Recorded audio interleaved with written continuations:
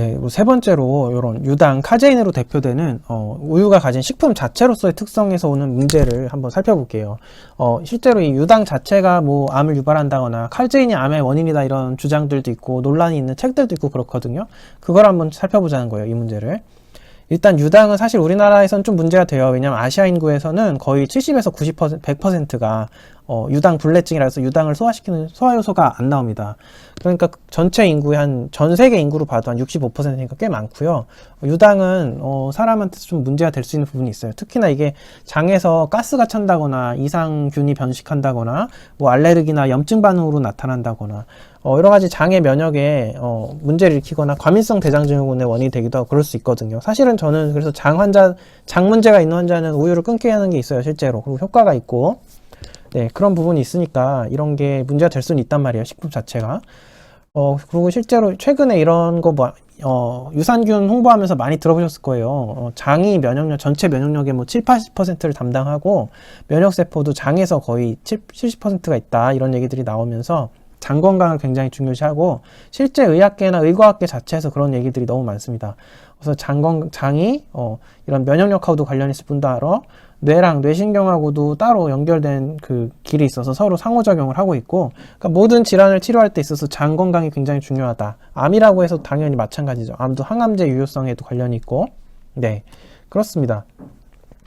장에는 실제로 이렇게 걸트라 그래서 장 특유의 이런 면역 조직이 있어요. 그래서 이거를 여기 굉장히 여기 많은 면역세포가 활성화되기도 하고 생성되기도 하고 이렇게 방어체계가 있거든요. 그래서 이거는 장 건강이 중요한 건 맞고 유당이 문제를 일으킨다면 유당을 섭취하지 않는 쪽이 좋아요.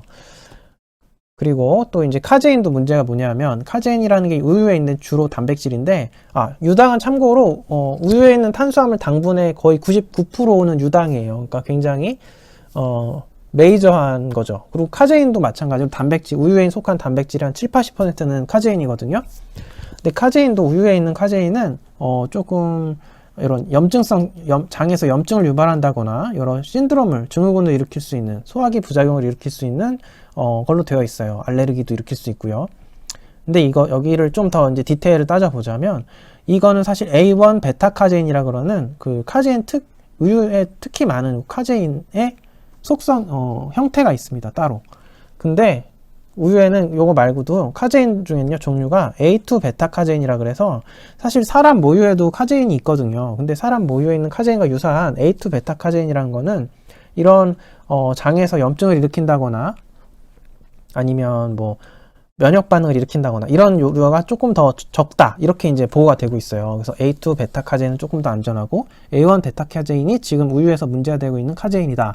그걸 일단 알고 계시면 좋을 것 같고, 우리 몸에도 모유에도 원래 카제인이 있다, 그 부분이죠. 지금 그래서 문제가 된 게 두 개예요. 유당하고 카제인, A1 베타 카제인, 정확히 말하면.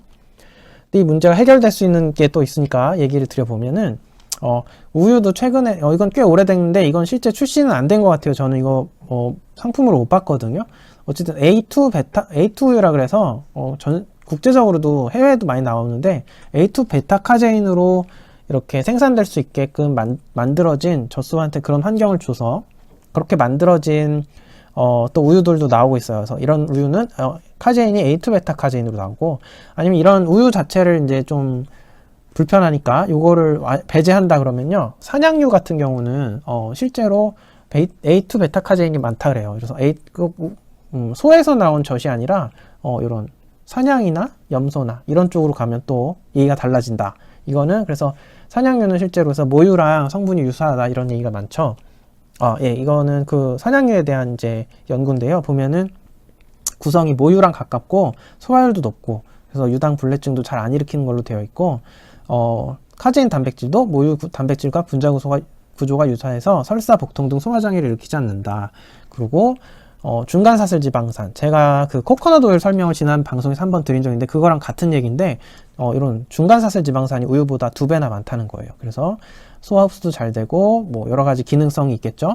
네, 그래서 그리고 올리고당도 많다, 여기 우유보다. 그래서 사냥류가 우수하다, 뭐 이런 얘기가 있어요. 그래서 저는 이제 만일에 저희 아이한테 우유를, 유제품을 먹인다면 이제 사냥류를 먹이겠다는 준비를 하고 있을 정도로 그런 생각을 가지고 있는데, 네, 그래서 카제인 문제도 대안이 있습니다. 그래서 결론이 그럼 이렇게 되는 거예요. 만일에 진짜 우유로 보자면, 그러니까 생유로 보자면, 마시는 형태 우유로 보자면요.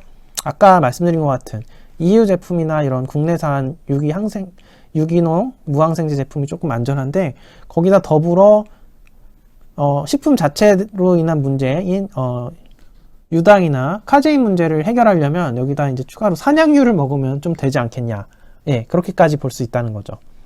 그러면 산양유 쪽은 그래도 유당이나 카제인 문제가 덜 할 수 있다. 그렇습니다.